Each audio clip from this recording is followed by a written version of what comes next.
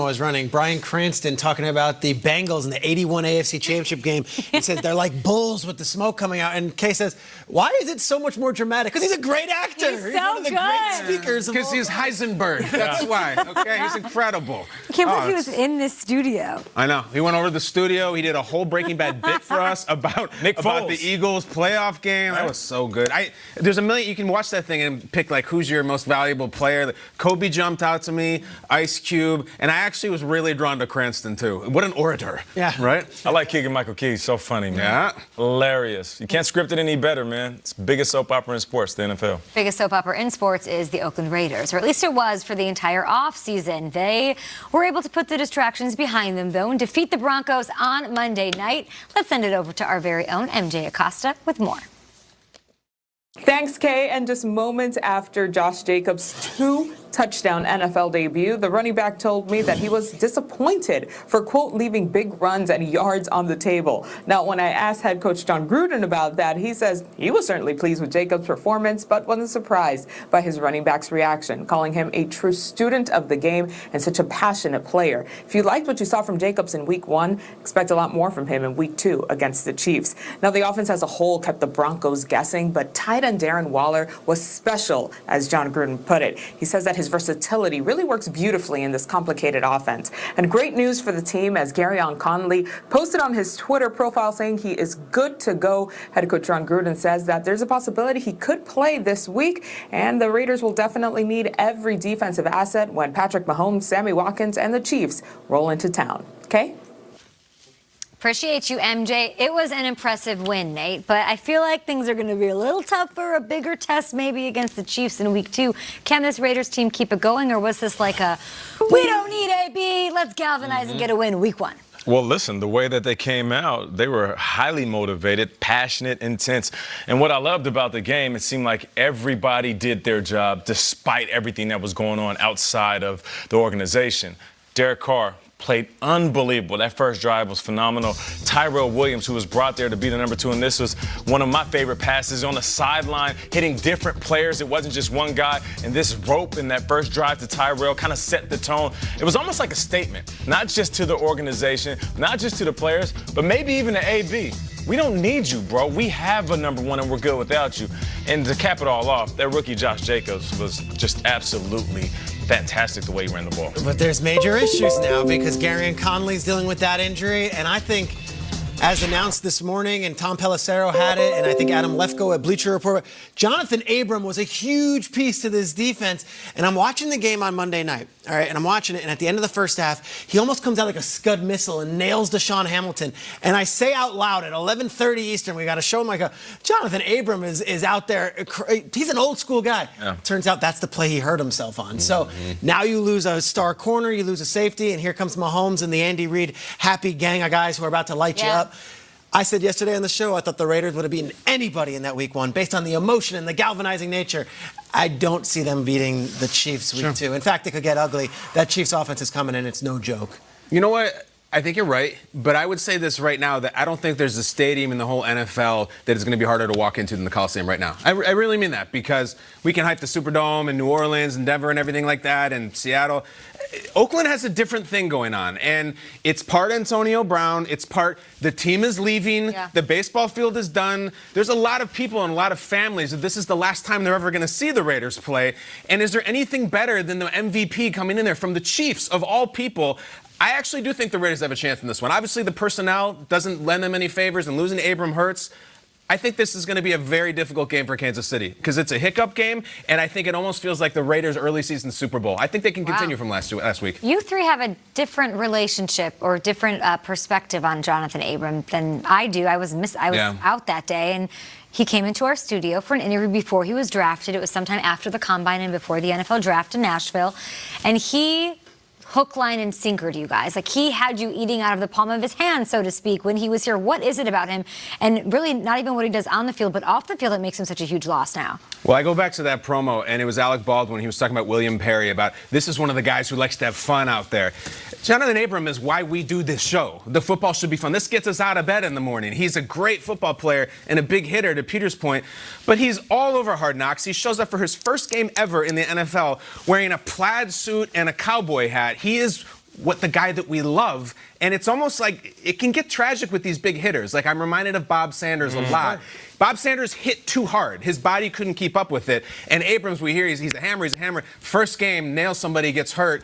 But he was here, and he had charisma coming out of his pores. Like, it's a guy that we love. This sucks. Nate, tell the audience what happened on the set when you said, hey, I'm going to be an NFL wide receiver. He looked you right in the eyes. He was ready to hit you on the set, and it was not like a kidding thing. He was down. No, listen, we had a great time. And once we got up off the table, and it was during the commercial break, we walk over to the exit, and I do my big brother thing. Hey, man, if you need anything, don't hesitate to reach out. We exchanged numbers, and as I'm exchanging numbers with him, I see him size me up as a wide receiver. I'm always paying attention to where the defense is, right? And he's looking at me, really? I'm looking at him, and I'm like, what you looking at? He said, man, if you was playing right now, I'd lock you up.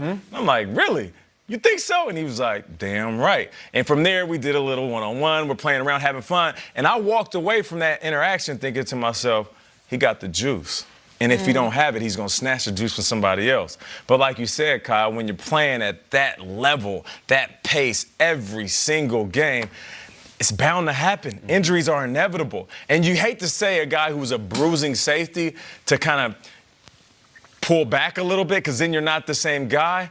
But, it's tough to see a guy like that out because I expected him to have one of those great rookie seasons as a safety like Derwin James did with the Chargers. There's an interesting dynamic with the Raiders. They've always been the bad boys of the NFL. Al Davis wanted it that way. They were up against everybody else. It was us and other franchises. Even this offseason, when they bring in Antonio Brown and they spend all the money on Trent Brown and you bring in all these guys and Mayock and Gruden, you kind of I think this Antonio Brown thing has totally shifted the narrative for the Raiders. They become one of the more likable teams. 100%. They become one of the bigger underdogs. They're like the victim. They're like the victim that this guy thought he was bigger than the team. Yeah. And yet there's 52 other people in that room. You almost want to pull for the Raiders to show that team over individual still exists, not only in the NFL, but in society. Yeah. Like, here's a team that's based on just guys for a collective whole when Antonio Brown was all about me, what's good for me. Yeah. Here's the guys who are left standing, and they're like, you know what? No, it was about us. I'm rooting for the Raiders, and I wasn't probably a couple of weeks ago because I was thinking, all right, just another NFL team. And Patriot fans and just the team vilified more than ever. They're all-time high of vilification now. Yeah, I would agree. And it's funny, even after that game, Gruden and Carr talked about the AB thing, and they're so positive about it. There was not even one little, from Carr, kind of nothing. Right. I mean, Derek Carr, whatever he's plugged into, he was gushing about, I respect AB, this. And the most Gruden had to say was it's the Patriots' turn now. We tried, good luck to them, which is almost like a wink. But Peter, you're right. There could have been a time in Raiders teams past where you put on the black hat, you put on the shoulder pads of Darth Vader, and you just embrace the dark side. I'm a bad boy. No, it's like this is the Raiders that you want to win and want to root for. It's like this is the Luke Skywalker Guys, Raiders. It's crazy. Hey, what? Well said by everybody here at the table. It's a great story. But Pat Mahomes is coming to town, all right? I'm just saying. I don't want to rain on anybody's parade. They got some good news. 4 to 6 weeks, he might be back. But you put you about to hang 70 on him? You don't just say stuff. No, McCole Hardman is not just from outside here, and I'm not just saying it for. When I say something, I mean it. McCole Hardman's about to have a day, and at the very least, they're going to target him a bunch. It's exciting times in the NFL, but our hearts are heavy here in Lower Manhattan. We are remembering 9/11. It's a reflective morning for us here on Good Morning Football. Just outside our studio, we've been commemorating the anniversary of September 11th, 2001. 18 years ago, Kyle. 18 years ago, and we've talked about this, that everyone around the country is observing this. We just happen to be right here. We walk past the firehouse every single morning we come into work, literally across the street from the memorial. And sometimes we'll chat up the firemen because they're up early, they're up late. And there's always a sense of pride, but also, I think, a sense of remembering. And it's really, really a special place to be on this day. And I'm glad we could be here for the people.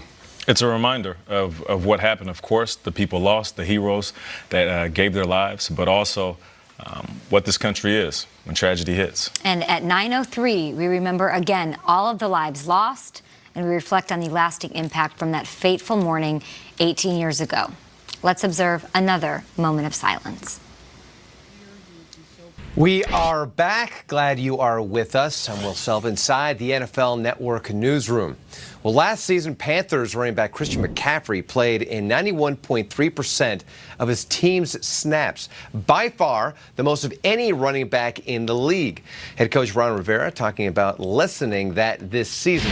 Well, week one was just the opposite. McCaffrey on the field for 100% of the 67 offensive snaps against the Rams last Sunday. Of McCaffrey's workload, Rivera saying, quote, "It's tough to take him out.